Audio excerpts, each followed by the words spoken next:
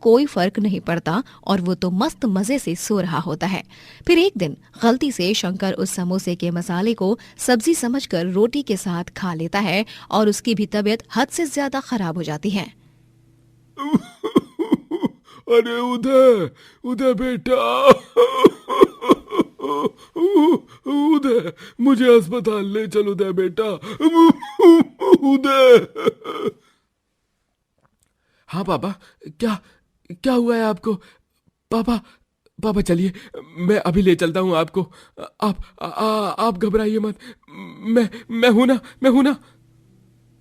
उदय शंकर को हॉस्पिटल ले जाता है और कुछ देर के बाद उदय को डॉक्टर बताते हैं कि उदय, तुम्हारे पिताजी कोमा में जा चुके हैं। क्या? हाँ, हम और हमारी टीम अपनी तरफ से पूरी कोशिश कर रहे हैं। अब तो बस आपकी दुआएं और प्रार्थनाएं काम कर सकती हैं। उदय बहुत चिंताग्रस्त हो जाता है और उसकी आंखें नम हो जाती हैं। वो हॉस्पिटल से सीधा गांव के मंदिर में जाता है। हे भगवान, मैं मानता हूं कि मैंने लालच के प्रकोप में आकर बहुत सारी गलतियां की हैं। आधा गांव मेरी वजह से ही बीमार हो चुका है। लेकिन आज मैं आपके पास अपने पापों की, अपने गुनाहों की माफी मांगने आया हूं। मुझे माफ कर दीजिए भगवान। मेरे बापू वो अस्पताल में जिंदगी और मौत के बीच लड़ रहे हैं। उनकी जान बचा लीजिए भगवान जी। मैं आपसे उनकी जान की भीख मांगता हूँ। उदय मंदिर जाकर भगवान के सामने उनसे अपनी गलतियों की माफी मांगता है और अपने पिता की जान बच जाए इसकी विनती भी करता है। उदय गांव के मेले में जाकर सभी गांव वालों से अपने गुनाहों की माफी मांगता है और हाथ जोड़कर सबसे कहता है, मैंने आप सबके साथ जो कुछ भी किया है वो माफी के लायक तो बिल्कुल भी नहीं है, लेकिन फिर भी मुझे आखिरी मौका दे दीजिए। अरे ऐसे कैसे?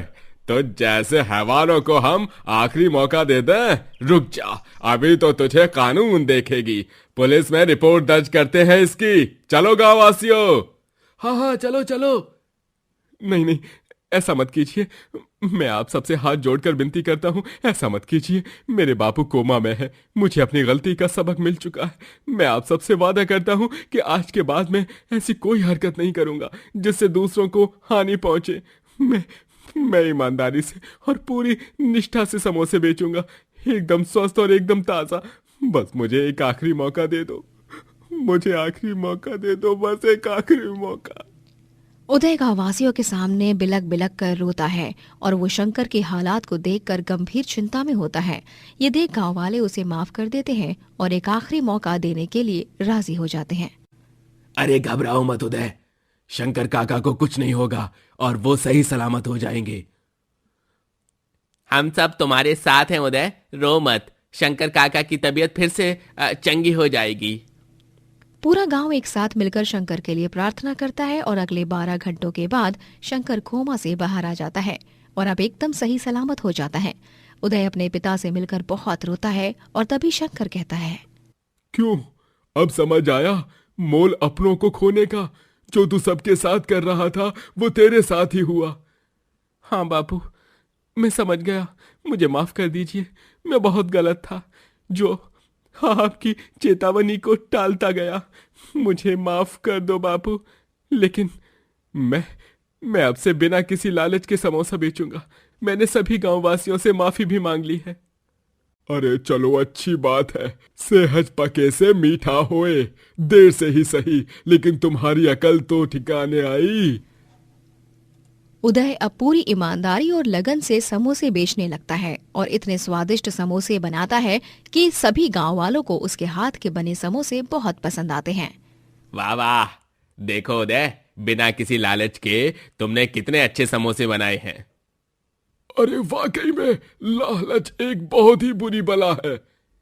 हाँ बिरजू भैया, इस हादसे से मैंने एक सबक सीख लिया है। चाहे कितने भी गलत काम और जुगाड़ करके पैसे कमा लो, वो पैसा हमेशा ऐसे ही चला जाएगा। लेकिन मेहनत और ईमानदारी से किया गया काम हमेशा अच्छे फल ही देगा। और इस तरह लालची उदय अब लालच करना छोड़ देता है और खुशी से और परिश्रम करके समोसे बेचता है और खूब तरक्की भी करता है। भैरवी जी के 3 बेटे होते हैं, रमन, कार्तिक और मोहित। तीनों की शादियां हो चुकी थीं। भैरवी जी की 3 बहुओं के नाम वंदना, उर्वशी और आरोही होते हैं। वो तीनों सर्वगुण संपन्न बहुएं होती हैं और वो हमेशा अपनी सास का माँ की तरह ध्यान रखती और अपने पतियों से खूब सारा प्रेम करती और तीनों अच्छी धर्मपत्नी भी होती हैं। उस रात